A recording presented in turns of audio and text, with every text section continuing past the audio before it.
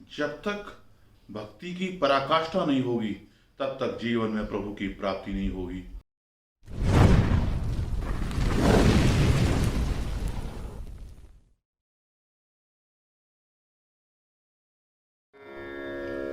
जय श्री राधे। कैसे हैं आप सभी लोग? उम्मीद करता हूं बिहारी जी की कृपा से आप सभी स्वस्थ होंगे। आज का एक प्रश्न सामने आया, प्रभु की प्राप्ति किस प्रकार से हो? भगवान हमें कैसे मिले? प्रभु का साक्षात्कार हमें किस प्रकार से हो? प्रभु का प्रसाद, दर्शन का प्रसाद हमें कैसे सुलभ हो? अनेक अनेक पुराण वेदताओं के, शास्त्रविद के अपने अलग अलग शोध हैं,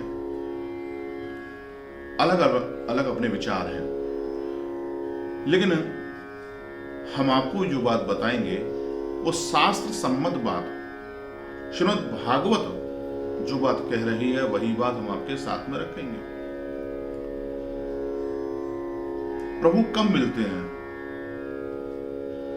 प्यारे बंधुओं, प्रभु तब ही मिलते हैं जब हमारे जीवन में भक्ति होती है, और भक्ति भी निस्वार्थ भक्ति, स्वार्थ सम्मत भक्ति नहीं, निस्वार्थ भक्ति जब हमारे जीवन में आती है और उस भक्ति की जब संपन्नता हो जाती है, वो भक्ति जब पराकाष्ठा पर पहुंच जाती है, तब जाकर के हमारे जीवन में प्रभु का आविर्भाव होता है, भगवान का प्राकट्य होता है।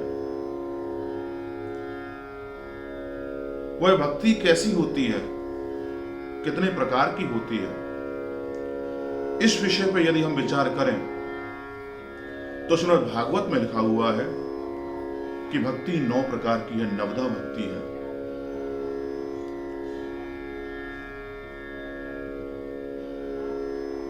प्रहलाद जी महाराज जब अपने पिता हिरण्यकशिपु से बात करते हैं तो कहते हैं, मैंने अपने जीवन में 9 प्रकार की भक्ति को ही सुना है, जाना है, समझा है, और वही मेरे जीवन का परम लक्ष्य है। और 9 प्रकार की भक्ति क्या है?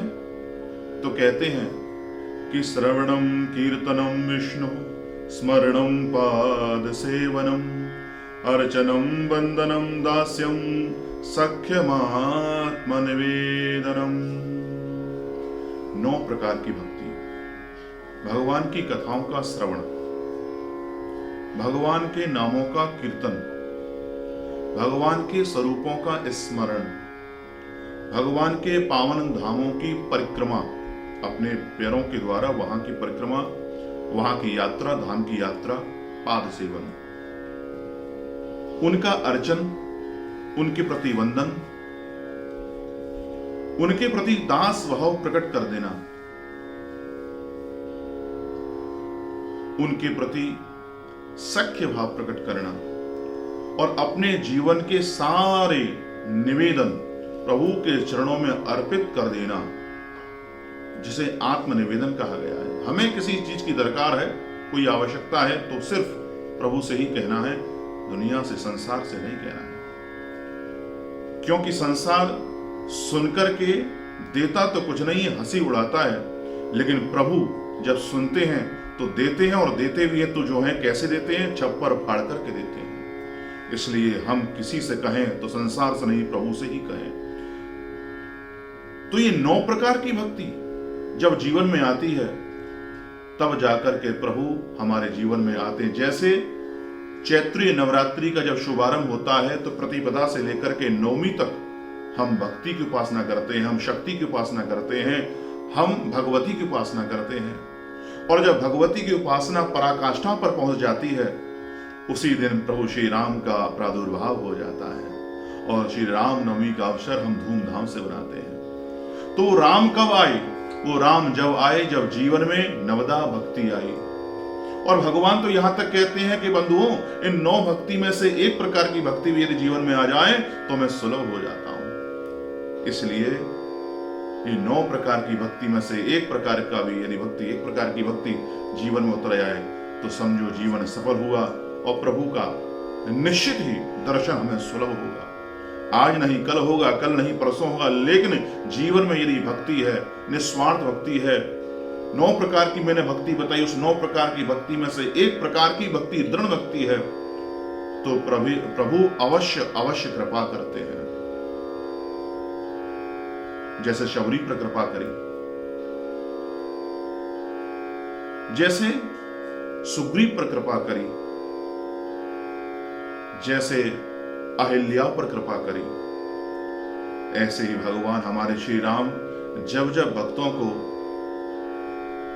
देखते हैं कि आज मेरा भक्त दुविधा में है, समस्या में है, परेशानी में है, भगवान रुकते नहीं, तुरंत दौड़ करके भक्तों की रक्षा करते हैं।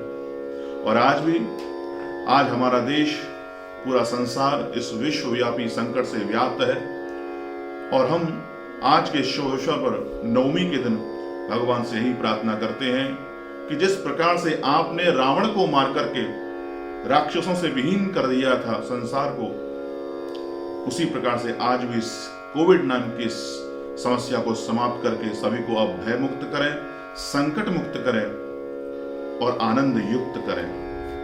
बोलो प्रेम से वृंदावन बिहारी लाल की जय।